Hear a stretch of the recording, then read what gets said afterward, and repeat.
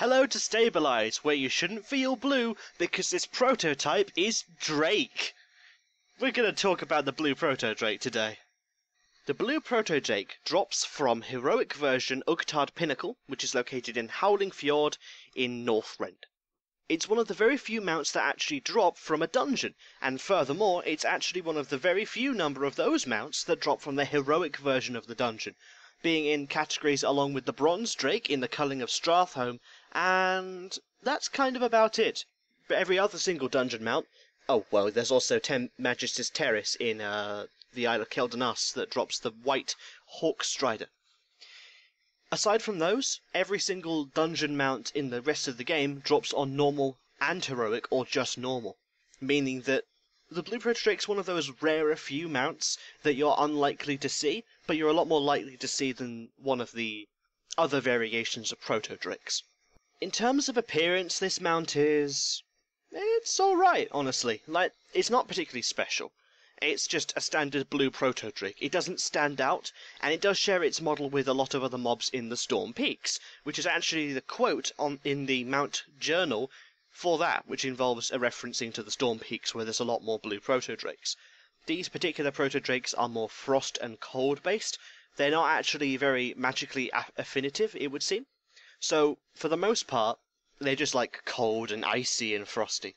That's kind of the theme you get here with the Blue Proto-Drake, which is kind of weird because Chronakkatar Pinnacle is a lot more sort of southern Viking, sort of Vrikul sort of feeling, and I never really associate Blue Proto-Drakes with them. It's far more likely to be the red one. Chronakkatar Pinnacle Heroic is a Wrath of the Lich King dungeon.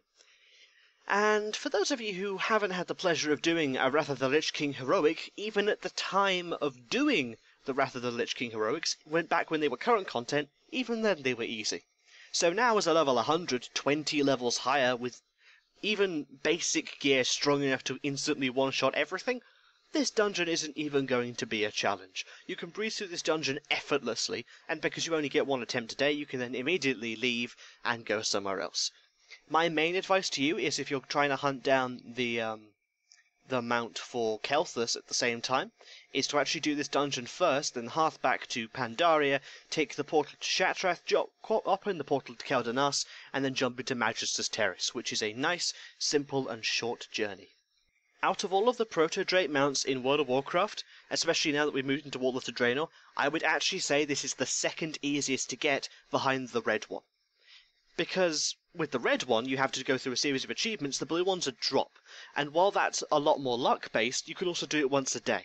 Compared to the other Proto-Drake mounts, which involve a lot of things like either luck, or skill, or difficulty, the Blue Proto-Drake is really, really simple. That's actually it, guys. There's literally nothing more to say about the Blue Proto-Drake, so that's the end of it. Okay, guys, I'm going to see you next video.